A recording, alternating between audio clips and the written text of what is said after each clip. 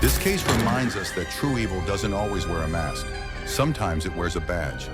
If you were stunned by this story, hit that like button and subscribe to our channel. We cover true crime cases that peel back the layers of justice, power, and betrayal. Share this video with someone who needs to see what happens when love turns lethal, because sometimes the most dangerous people are hiding behind the biggest smiles. She was a decorated police officer, a protector, a hero. He was a quiet, kind-hearted tech expert who adored her. Together, they were the perfect match, or so everyone thought.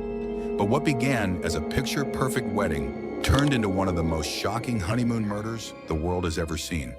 This is the horrifying true story of how love, lies, and lethal obsession ended in bloodshed in paradise.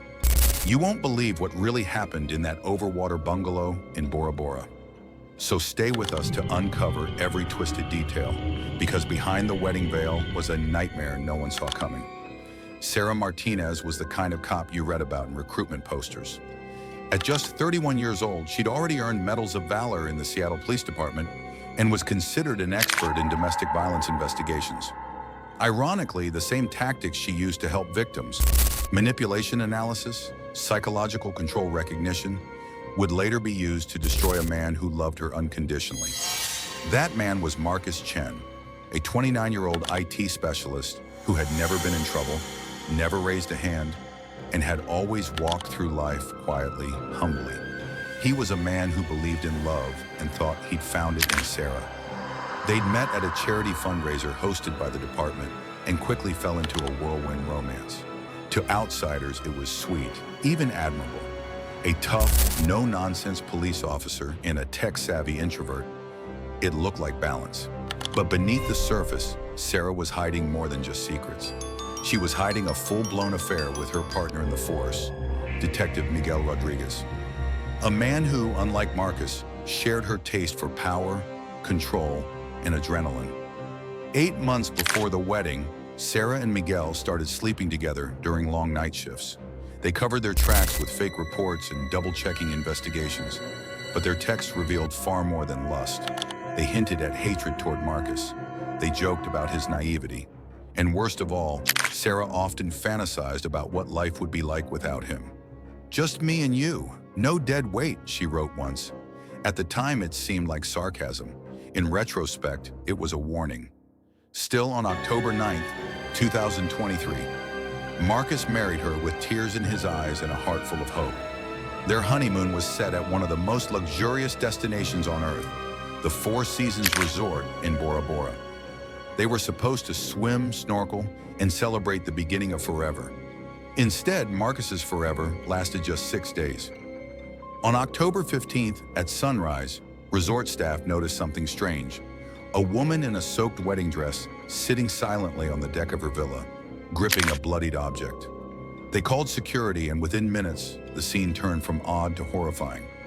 Marcus Chen's lifeless body was found in the shallow lagoon, his face submerged, his skull fractured, his back covered in bruises. Sarah, cool as ice, told authorities she had acted in self-defense, that Marcus had snapped in a fit of rage, tried to attack her, and she had no choice but to use her police-issued tactical baton to protect herself. But nothing about the scene added up. Sarah had no injuries. The room showed signs of only one struggle, Marcus's. Blood spatter showed he had been lying down when most of the blows landed. Forensic analysis confirmed it was a one-sided, premeditated assault. And then came the damning discoveries.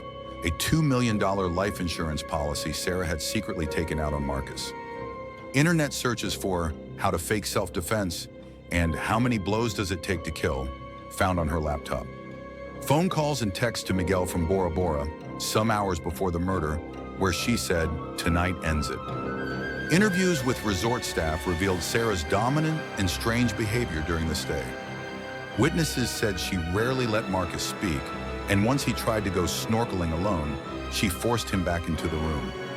One maid even heard crying through the walls, soft, broken sobs coming from Marcus, followed by loud arguing.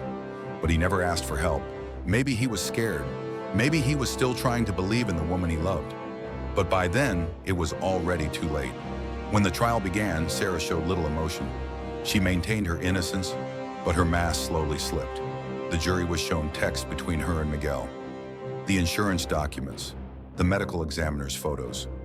They saw a woman who wore the badge by day and plotted murder by night. In just 5 hours, they returned a unanimous verdict, guilty of first-degree murder. The judge sentenced her to life in prison without parole. Today, Sarah Martinez sits in a maximum security prison, stripped of her uniform and her freedom. Detective Miguel Rodriguez was suspended pending investigation, though he denies involvement. And Marcus? He's remembered as a kind man who simply wanted love, and instead met his end at the hands of the person he trusted most.